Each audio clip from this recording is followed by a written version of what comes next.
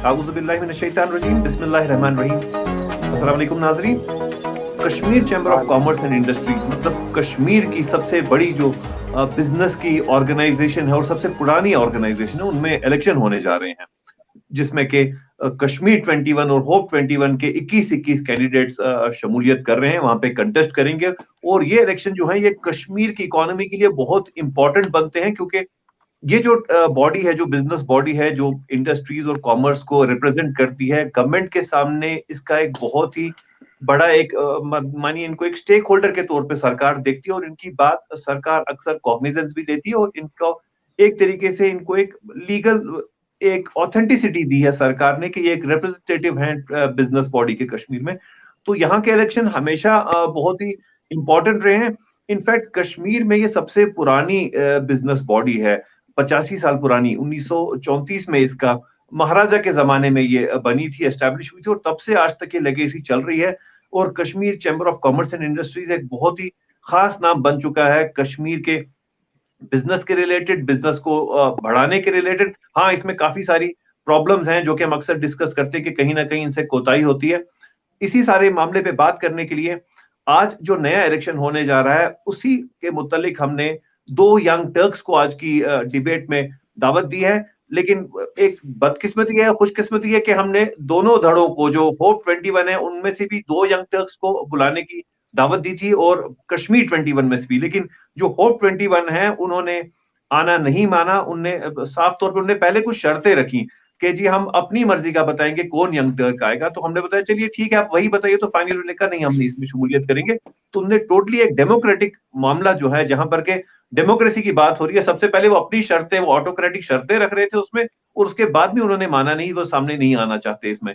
बहरहाल वो बात हम आगे करेंगे, लेकिन सबसे पहले मैं आपको मेहमानों का यहाँ पे इंट्रोडक्शन दे दूं। हमारे साथ इस है कश्मीर की बहुत ही पुरानी और मशहूर बिजनेस फैमिली, जिनने के कश्मीर में ट्रेड को मैं कहूंगा कि इंट्रोड्यूस ही किया है। महाराजा के जमाने से जो फैमिली काम कर रही है, उनके लेगेसी के, उनके जो यहाँ पे उनके जो नेक्स्ट जनरेशन के सब जो यंग टर्क हैं, विशाल मल्होत्रा साहब जो तीरथ राम कंपनी को रिप्रेजेंट करते हैं। विशाल मल्होत्रा साहब, आपका खैर मकदम है। और आदाब सर। दूसरा तो बहुत ही जी, और दूसरा तो बहुत ही मशहूर नाम है यहाँ पे बिजनेस में, घर घर का हाउस होल्ड नेम है वो बिजनेस में, हैट्रिक इंडस्ट्रीज जो है, हैट्रिक ग्रुप जो है, हैट्रिक ग्रुप के जो मैनेजिंग डायरेक्टर साहब हैं, बाबर चौधरी साहब। इफ आई हैव सेड, आप मैनेजिंग डायरेक्टर अपना लिखते हैं ना डेजिग्नेशन जी, बाबर चौधरी साहब। जी जी जी जी, जी, तो बाबर चौधरी साहब हैं, दोनों यंग टर्क हैं जी। और दोनों यंग टर्क्स हैं, बिजनेस कम्युनिटी के कश्मीर 21 में कंटेस्ट कर रहे हैं। और साथ ही हमने बिजनेस एनालिस्ट, कश्मीर में जाना माना चेहरा जो नेशनल मीडिया पे, टीवी डिबेट्स पे भी आते हैं, अयाज अहमद साहब। अयाज अहमद साहब इस डिबेट का हिस्सा हैं। आप तीनों का आज की डिबेट में खैर मकदम है। विशाल मल्होत्रा साहब, मैं आपसे शुरू करना चाहूंगा, क्योंकि आपकी फैमिली का एक कंट्रीब्यूशन रहा है कश्मीर की तरफ। आप लोगों ने, मुझे लगता है तकरीबन महाराजा के जमाने से तकरीबन 101 साल से आप लोग कश्मीर में काम कर रहे हैं और शहर खास में काम कर रहे हैं। नाज़रीन, इनका महाराजगंज से बिजनेस चलता है, पिछले 101 साल से महाराजगंज से ही बिजनेस कर रहे हैं। और विशाल मल्होत्रा साहब, आप मुझे सबसे पहले जरा अपनी थोड़ी फैमिली की कहानी बताइए कि आप लोगों की फैमिली कब से यहाँ पर बिजनेस में, तिजारत में कंट्रीब्यूट कर रही है। सर, टू कंफर्म यू, मैं हम 150 इयर्स से, not from 100 years, it is on record कि हम 150 साल पहले मुल्तान से आए थे। तब से हम we are doing business here. हम बिजनेसमैन हैं, we are doing the business. हम लोगों को ना पॉलिटिशियन है, ना लोग तो हम कोई लीडर हैं, हम लोग बिजनेसमैन हैं। तो हम सिर्फ एक चीज जानते हैं, उसको कहते हैं धंधा, वो करते हैं। We try to do it on the very fair means, और इसीलिए आज तक सरवाइव कर रही है। We are the 8th generation here in Kashmir. That's our history sir. जी, अच्छा विशाल साहब, आप 8वीं जनरेशन है यहाँ पे, आप लोग मुल्तान से आए थे और आप 8वीं जनरेशन है यहाँ पे जो कि इस बिजनेस को रिप्रेजेंट कर रहे हैं। क्या क्या बिजनेस है जी आप लोगों का यहाँ पे इस वक्त? क्या क्या आप महाराजगंज से जो बिजनेस करते हैं, क्या बिजनेस है आपका? ज्यादा फ्लैगशिप क्या है आपका बिजनेस में? हम लोगों का बिजनेस है टेक्सटाइल्स का। मेजर बिजनेस हमारा टेक्सटाइल्स का है। हम लोग यहाँ होलसेल करते हैं। We are distributors for maximum mills, distributors है। फिर हमारा रिटेल स्टोर भी यहाँ है। हमारी मैन्युफैक्चरिंग है वो बाहर है, और हमारे दुबई भी ऑफिस है। But we are very happy with this place. और हम लोगों को जितना अच्छा प्यार इधर मिलता है, शहर खास में मिलता है, वो कहीं नहीं मिलता सर। जी बिल्कुल, मैंने भी ये बिल्कुल आपने सही कहा विशाल साहब, मैंने भी देखा अक्सर के आप लोग का कभी कोई नया कोई वेंचर शुरू हो तो आप कश्मीर के किसी मौलवी साहब वगैरह को वहां पे बुलाते हैं इनॉग्रेशन के लिए, वो तो मैंने खुद देखा। इसलिए मैं तो बतौर खुद देखे, मैं जर्नलिस्ट हूँ, किसी का साइड नहीं लूंगा, लेकिन आपकी फैमिली का एक ऐसा कंट्रीब्यूशन रहा है ट्रेड के लिए कि आपका तो इस इलेक्शन में ना सिर्फ हिस्सा लेना बनता है, आपका जीतना भी लाजमी बनता है इसमें, क्योंकि आपकी फैमिली का एक अनडिस्प्यूटेड कंट्रीब्यूशन रहा है। अब हम आते सर हैं ये तो बाबर चौधरी साहब की तरफ। बाबर साहब, आप यहाँ पे, जी बाबर साहब, आपका जो है, जी आप यंग टर्क हैं इस वक्त बिजनेस कम्युनिटी में, आपका फैमिली का बहुत बड़ा बिजनेस है, आप लोग इसमें फूड के बिजनेस में हैं, आप लोग स्कूलिंग के बिजनेस में हैं, आप बाकी मेकओवर के बिजनेस में भी हैं, आपके काफी सारे बिजनेस वेंचर्स चल रहे हैं। लेकिन आपका ये इलेक्शन कंटेस्ट करने में जी कहा जा रहा है जी कि ये जो यंग टर्क है ये बेसिकली एक इन्फ्लुएंशियल बिजनेस फैमिली से आता है, तो आप क्या कहेंगे जी इस बारे में?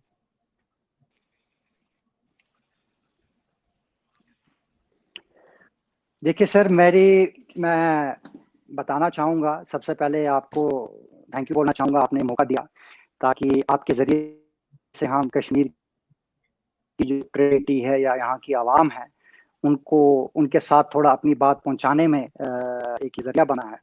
सर मैं आपको बताऊँ कि सर यहाँ पे बात एक इन्फ्लुएंशियल बिज़नेस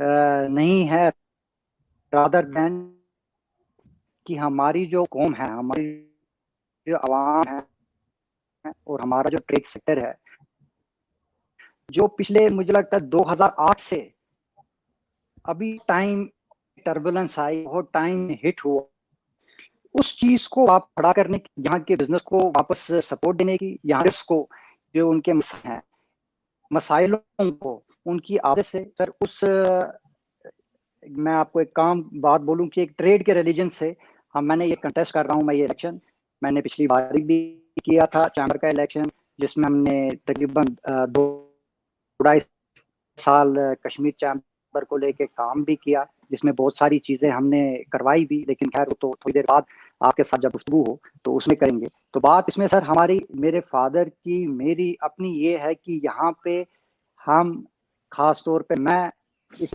इलेक्शन में इसलिए पार्टिसिपेट कर रहा हूँ कि मैं यहाँ पे कुछ अपनी ट्रेड के लिए और खास तौर पे जो हमारी यंग जनरेशन है उनके लिए कुछ कर पाऊँ।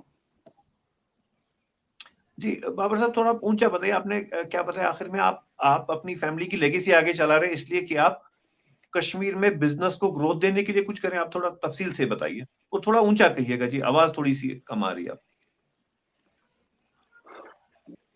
आवाज थोड़ी कम आ रही है, अब ठीक है? फर्क जी है? हेलो जी, मैं आपको बताऊं, हमारा जो मेन फोकस है हमारे अपने चौधरी ग्रुप को लेके, हम फूड इंडस्ट्री में हैं, हम एजुकेशन इंडस्ट्री में हैं, हम यहाँ की वर्ल्ड की जो सबसे बड़ी 2 एफएमसीजी कंपनियां हैं, कोका कोला एंड पेप्सी। तो पेप्सी 1994 में हमने यहाँ पे कश्मीर में लॉन्च की थी और आज तक हमारे पास ही है उसकी डिस्ट्रीब्यूशन। लेकिन सर हमेशा एक मरहले के बाद एक मोड़ आता है हर इंसान की जिंदगी में।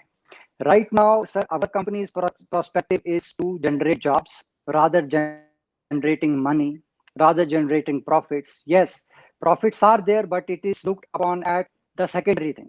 The primary aspect जो हमारा रहता है कि हम कोशिश करें कि ज़्यादा से ज़्यादा जो है एम्प्लॉयमेंट हमने ऑलरेडी जनरेट की भी है। मैं ये नहीं कहता कि हमारी सैलरी से ही उन सबका घर चल जाता है, लेकिन उनके घर के खर्चात में से कुछ पार्ट कि जो वो पैसा होता है वो हैट्रिक की या हमारे ग्रुप की जो सैलरी है उसमें से चले जाता है। और आप ये मैं आपको बताऊं कि पीछे जो हमारा 370 का 370 का जो टर्माइल रहा और कोविड का टर्माइल रहा, हमने सर हर महीने की सैलरी अपने स्टाफ को, चाहे हमारा यूनिट बिल्कुल बंद पड़ा हुआ था लेकिन हमने सैलरी नहीं रोकी, हमने हर एक को, हालांकि हमारे स्टाफ की गुजारिश भी थी सर नहीं हमको 50% ही दे दें सैलरी, लेकिन हमने नहीं, पूरी इनकी सैलरी फ्रॉम पास्ट 1.5 साल से हमारा ये कश्मीर सेक्टर जो है बंद है, लेकिन वी आर पेइंग। एंड आने वाले टाइम में, अभी पीछे मैं दिल्ली था, मैं 3 और टाइप्स करके आया हूँ। Reason behind is not profit, it is only about generating jobs. बहुत ही इट्स रियली हार्ट वार्मिंग जो आपने कहा कि जो यहाँ पे हालात रहे, जो यहाँ पे पहले क्लैम्प डाउन रहा, उसके बाद लॉकडाउन रहा, उस दौरान में भी जब यहाँ बिल्कुल इकोनॉमिक एक्टिविटीज बंद रही, करीब 2 साल कश्मीर में कोई भी इकोनॉमिक एक्टिविटी नहीं हुई, और उस दौरान भी आपने अपने एम्प्लॉयज को तनख्वाह बराबर दी, कम भी नहीं की, बराबर की। दिस इज रियली अप्रिशिएबल, जज़ाकल्लाह खैर। अहमद रियाज साहब, आपकी तरफ में आऊंगा। Yes sir. Kashmir chamber of commerce and industries जो है, देखें, ये बहुत ही पुराना इदारा है, लेकिन बदकिस्मती ये रही है कि इसके जो कॉन्स्टिट्यूशनल जो स्टैंडर्ड्स है ना, जो इनके बायलॉज हैं, इतने वो रिजिड है ना, वो अब आज के जमाने में पूरे नहीं उतरते, कंपैटिबल नहीं है आज के जमाने से। और जब हम उस पहलू से देखते हैं केसीसीआई का कंट्रीब्यूशन क्या रहा है पिछले 30 साल में, तो बिलखसूस में वो ये है कि या तो इनने सरकार के किसी डिसीजन को सपोर्ट किया या कंडेम किया, ना अपना कभी कोई रोड मैप दिया, ना कभी उसको किसी लॉजिकल कंक्लूजन पे लिया। हाँ, एक थोड़ा सा काम जो अभी इनने किया है, जिसको कहते हैं ना कि कोई टेंजिबल काम जो किया, वो ये किया इन्होंने कि Kashmir chamber of commerce and industries ने अपना कश्मीर चैम्बर हाउस की जो बुनियाद थी और उस पर जो काम था, वो इन्हें राजबाग में शुरू किया। उसके अलावा टेंजिबिलिटी से अगर हम देखें, कोई ऑब्जेक्टिव ओरिएंटेड इन्होंने काम किया हो, इनका बस 2 ही काम रहे केसीसीआई के पिछले 30 साल में बिलखसूस, कि हम इस चीज की सराहना करते हैं और हम इस चीज की मजम्मत करते हैं। तो आप कैसे देखते हैं Kashmir chamber of commerce and industries? इसी कोई भी ट्रेड बॉडी जो हो, उनका बेसिक पर्पस ये होना चाहिए, और होता भी है, कि अपने ट्रेड का, बिजनेस का या इंडस्ट्री का जो भी ऐसा एसोसिएशन हो, कि वो उस अपने को बढ़ावा दे और उसको बहुत तरीके से चलाए, और उसके मुंसलिक अगर कोई इश्यूज है, वो वक्तन फवक्तन अपने आप डिस्कस करके, आपस में डिस्कस करके या गवर्नमेंट के लेवल पर उठा के, ताकि ये देखे कि इनका चूंकि एक बहुत बड़ा रोल रहता है ट्रेड बॉडीज का और बिजनेस का, इसके एसोसिएशन का एक बहुत बहुत बड़ा रोल रहता है। एक ये कि अपने आप को बढ़ावा देना, बिजनेस को बढ़ावा देना, और उसके साथ साथ इकोनॉमी पर इनका बहुत ज़बरदस्त असर रहता है। और इसलिए ये चाहिए, ख़ास तौर आज के वक्त में, जब 2 साल से यहाँ पूरे हिंदुस्तान में, हम तो कश्मीर की, जम्मू कश्मीर की बात करेंगे, इकोनॉमी पर बहुत ज़बरदस्त धक्का लगा है। तो इस सूरत में इनका बहुत ही ज़बरदस्त रोल बनता है। बेशक कि उनके ऑब्जेक्टिव्स, एम्स जो भी हों, लेकिन मकसद तो यही हो कि इनके ट्रेड को बढ़ावा दिया जाए और यहाँ की इकोनॉमी को हेल्प हो जाए। तो ये उनका बुनियादी मकसद होना चाहिए। और इस सूरत के लिए इनके एक बॉडी सामने आ जाती है, जिसको चाहे इलेक्शन हो, जो भी इनका दस्तूर ने उसमें दिया हो, इलेक्शन हो, ज़बानी हो, वोट बाय बैलेट हो, जैसा भी हो। लेकिन मैं देखता हूं कि इस वक्त आज के दौर में, आज के हालात में, इन ट्रेड बॉडीज को रिवायती इलेक्शन से हट के, जैसे ये पहले ग्रुप्स में इलेक्शन करते थे या कोई इंडिविजुअल भी सामने आता था, जैसे आज भी हो रहा है, कोई कश्मीर 21 है या होप 21 है, ग्रुप्स बना के इलेक्शन में आ जाते हैं, ताकि एक अपना एक वो कायम किए, अपना ग्रुप करे, अपनी लॉबी क्रिएट करे।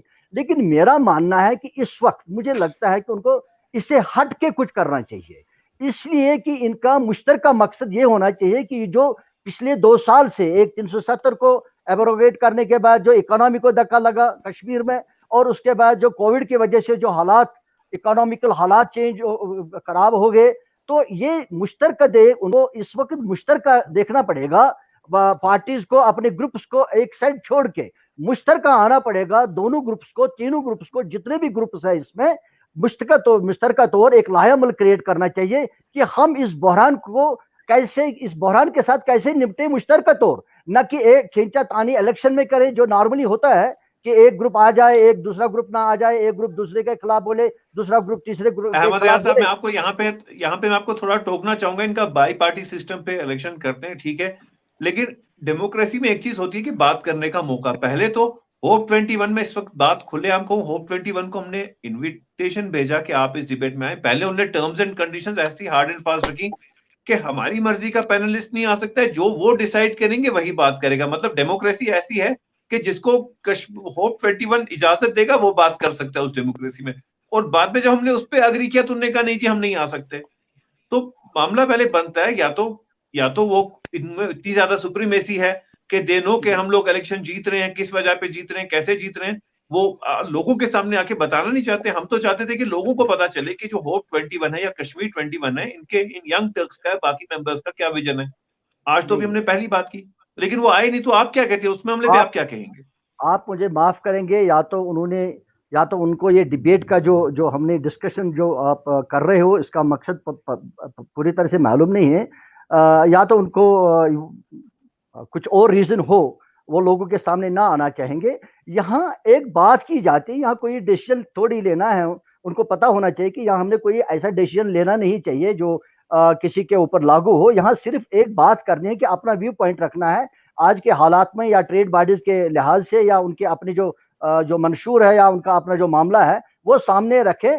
और खास तौर इस वक्त जो बहरान सामने आया है, इकोनॉमिकल बहरान है, क्योंकि ट्रेड बॉडीज पर इसका सबसे ज्यादा जिम्मेदारी आयद होती है, तो उस लिहाज से सामने आके उनको बताना चाहिए। और अगर उन्होंने ऐसा किया है तो या तो उनको पता ही नहीं है, या एज यू राइटली सेड कि उनकी कोई सुप्रीमेसी है, they don't want to come to the debate, or I don't know, but point is they should have come. There is no point, because इस वक्त ये मुश्तरका मामला है। बेशक वो ट्रेड बॉडीज के रिप्रेजेंटेटिव होंगे, या कल को वो बन भी जाए, आई डोंट नो, लेकिन पॉइंट ये है कि ये जो सारा मामला है ये पूरे इकोनॉमिकल सिस्टम का है।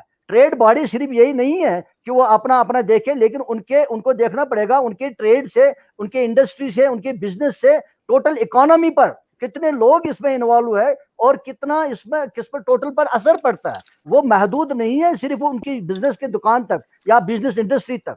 इनकी बिजनेस का असर, इनके ट्रेड का असर पूरे रियासत पर और उसके ऊपर पूरे मुल्क पर पड़ता है। सही कहा आपने, तो इम्पैक्ट पड़ता है पूरे कश्मीर की इकोनॉमी पर। जो केसीसीआई का इलेक्शन होगा, इसका इम्पैक्ट होगा कश्मीर की इकोनॉमी पर, जरूर इम्पैक्ट होगा। उनको चाहिए था सामने आ जाए, उनको चाहिए था सामने आ जाए और बात करें, क्योंकि लोग चाहते हैं, इस वक्त लोग हर एक ये चाहता है कि इस वक्त जो बहरान है, जिस वक्त मसला पैदा हो चुका है, कि उससे निपटने के लिए, उससे बाहर आने के लिए क्या किया जाए। और इनकी जिम्मेदारी बनती है, बाकी ट्रेड बॉडीज बहुत जिम्मेदारी बनती है, उनको जिम्मेदारी लेकर सामने आना चाहिए, लोगों को बताना चाहिए कि हम क्या करने जा रहे हैं और क्या हमारे पास लाहे अमल है जिससे हम ये ट्रेड को किसी रेल पर, पटरी पर ला सकते हैं जो पूरी तरह से डिटेल हो सकती है। जी, बहुत सही कहा अहमद अयाज साहब आपने। विशाल मल्होत्रा साहब, आपसे नाज़रीन, विशाल मल्होत्रा साहब को ज्यादातर लोग बॉबी के नाम से भी जानते हैं, हम भी इनको ज्यादा बॉबी के ही नाम से जानते हैं, मतलब मीडिया हाउसेस इनको बॉबी के नाम से। बॉबी साहब, आप बताइए, आपका क्या विजन है? आप ये इलेक्शन लड़के, आपका क्या एम है, ऑब्जेक्टिव है? आप कैसे कंट्रीब्यूट करना चाहते हैं कश्मीर की इकोनॉमी की तरफ, कश्मीर के बिजनेस की तरफ, अपने इस इलेक्शन के थ्रू? तो देखिए, मैंने आपको पहले भी कहा हम धंधा करने वाले बंदे हैं, बट आई फेल्ट इस बार इलेक्शन में आना जरूरी हो गया था, बिकॉज जो ट्रेड है हमारा, ओवरऑल कश्मीर का trade, it is not right. हम लोग कहीं ना कहीं पीछे होते जा रहे हैं, टर्मोइल, फिर उसके बाद चलते चलते चलते चलते हम पीछे होते जा रहे हैं। अगर हम लोग अब नए बंदे नहीं आए,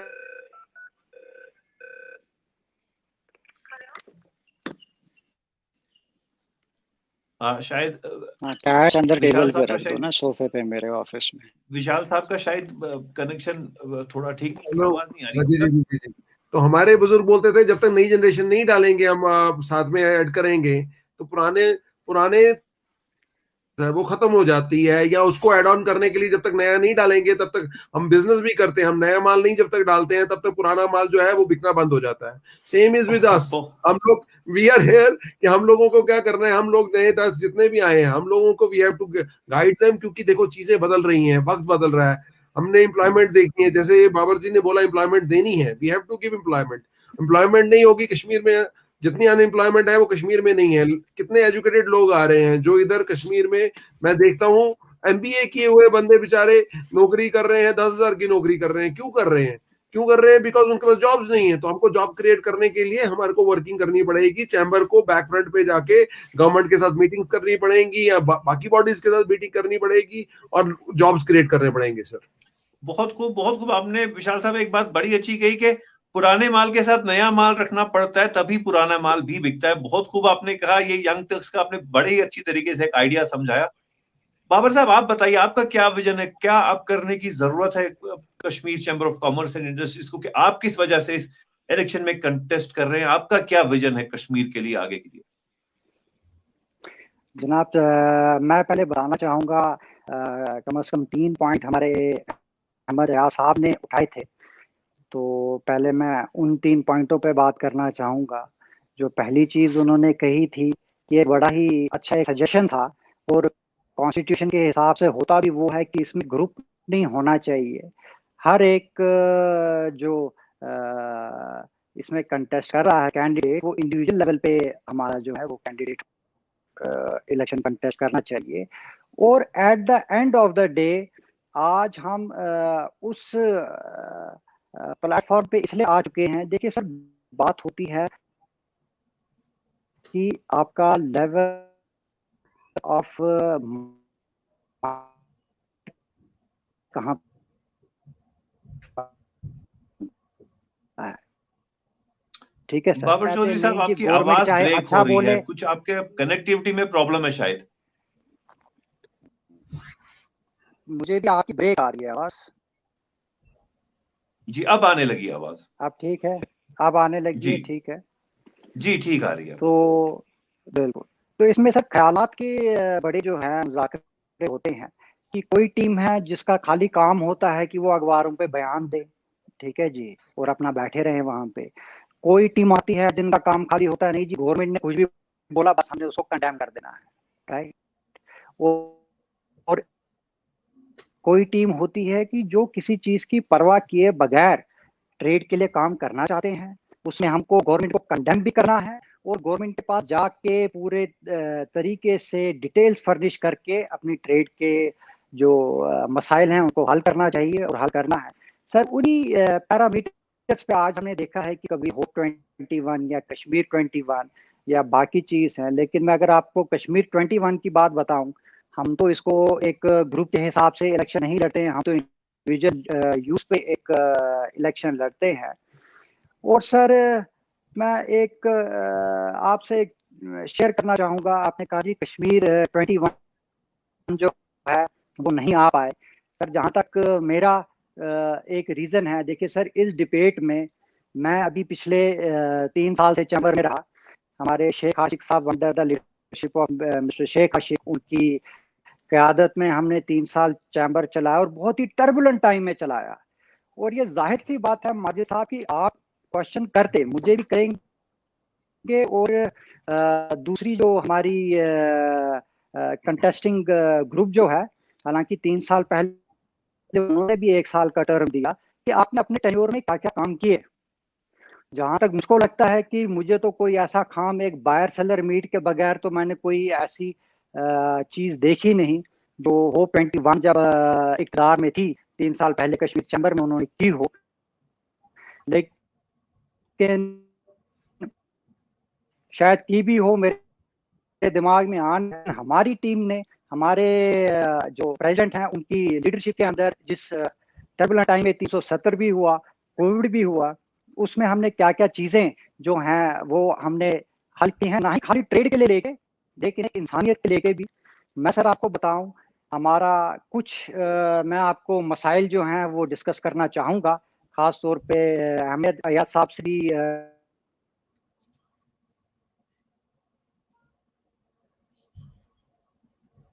आया था। 70% जो पेड़ थे वो डैमेज हो गए थे, ख़ास तौर पे।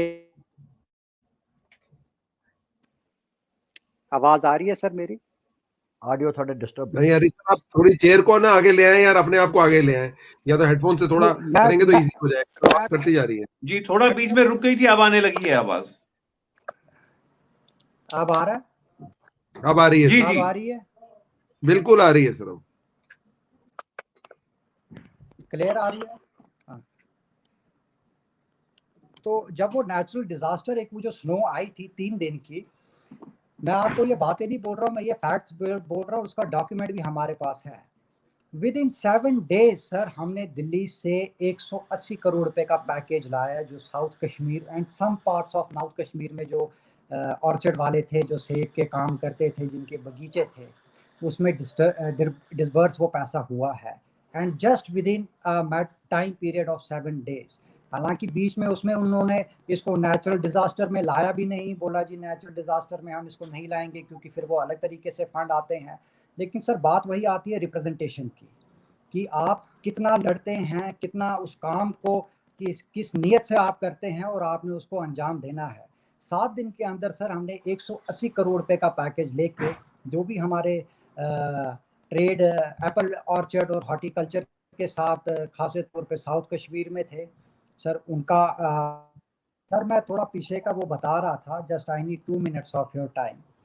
ठीक है सर, तो मैं बता रहा था सर, जब हैदराबाद में एक वो आग में हमारे कम से कम 20 या 25 जो कश्मीर के ट्रेडर थे उनकी दुकान जली हुई थी, तो इमीडिएटली चैम्बर ने तेलंगाना के जो चीफ मिनिस्टर हैं उनके साथ रब्ता किया। हमने एक टीम यहाँ से हैदराबाद भेज दी जिन्होंने तेलंगाना में उनके साथ मीटिंग भी की और उनको 25 दुकान वालों को कंपनसेट भी करवाया।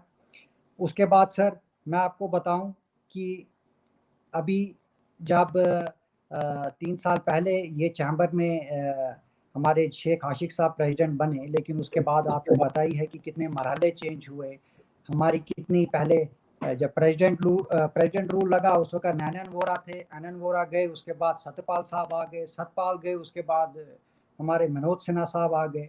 हम जब भी किसी मसले को कहीं तक लेने तक पहुंच जाते थे एंड तक, तब तक वो अफसर ही चेंज हो जाता था। लेकिन उसके बावजूद भी हमने सर 1350 करोड़ रुपए का पैकेज जो है वो सैंक्शन करवाया, and that package was only first phase.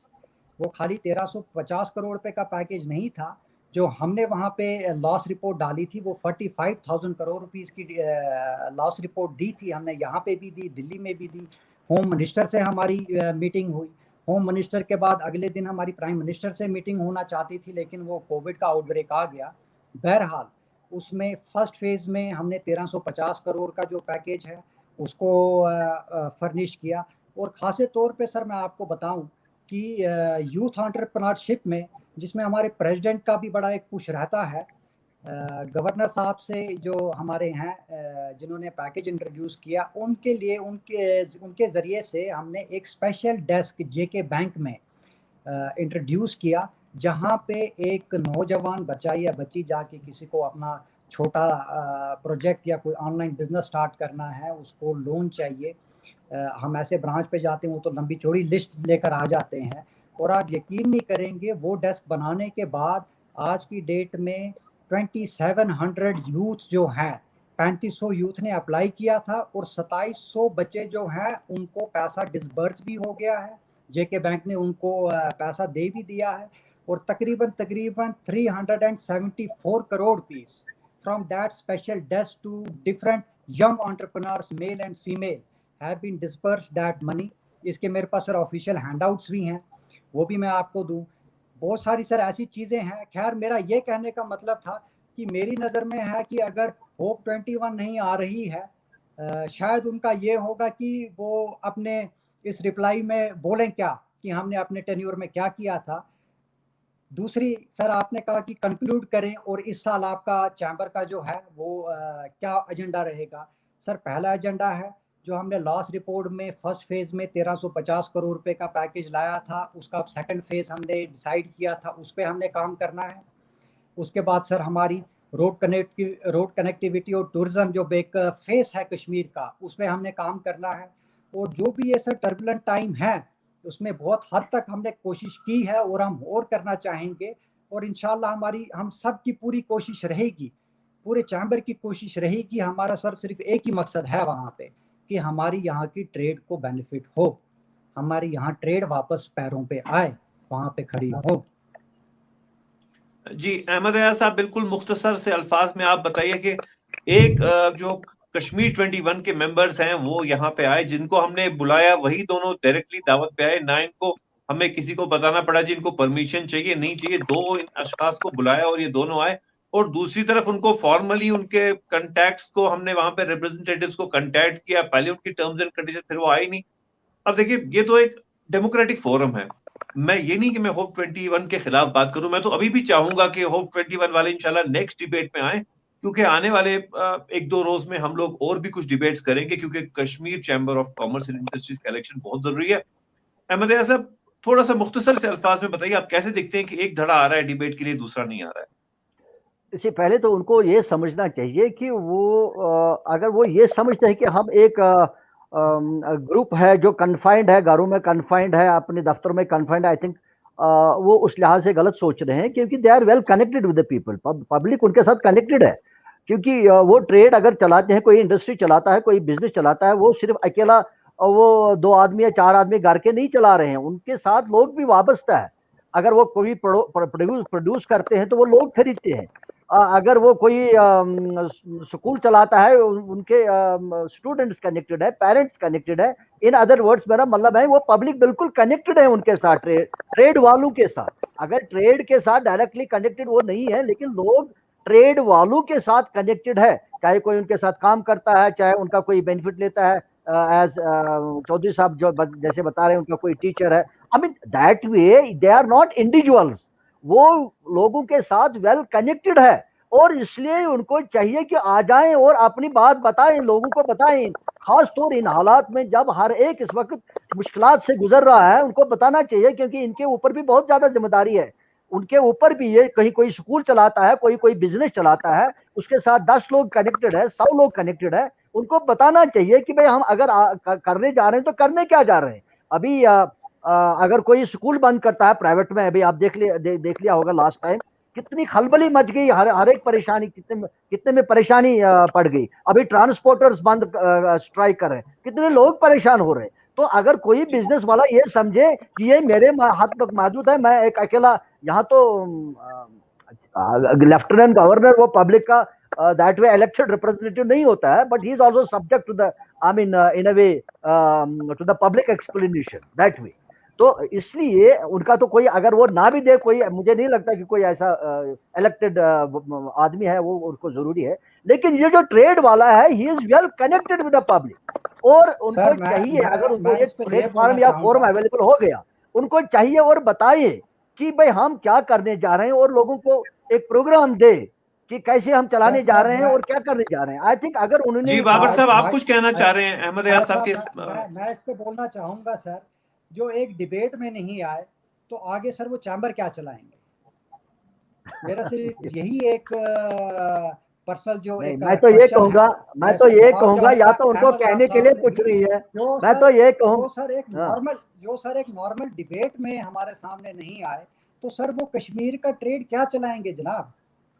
नहीं, हालांकि I don't know who are those people, या तो उनको कहने के लिए कुछ है नहीं, अगर कहने के लिए कुछ होता तो शायद वो आ जाते, उनमें क्या परेशानी थी उसमें? कोई यहाँ कोई खुदा न खासा कोई ऐसा फैसला नहीं तो होने वाला था, या कोई ऐसा डिसीजन नहीं होने वाला था जो उनके खिलाफ या इनके खिलाफ जाता। एटलीस्ट अपनी बात रखनी थी, लोगों तक पहुंचानी थी बात कि वो क्या करने जा रहे हैं इन हालात में। और वो भी इस वक्त ज्यादा जिम्मेदारी बनती है जब इस वक्त हर एक परेशानी में है, हर एक यहाँ ट्रेड से ताल्लुक रखता है और परेशानी में। इसलिए अगर आप ट्रेड बॉडी बनाने जा रहे हो तो आपको लोगों को बताना चाहिए कि कैसे आप चलोगे, कैसे करोगे, ताकि लोगों को मिल जाए कि हमारा रास्ता क्या रहेगा।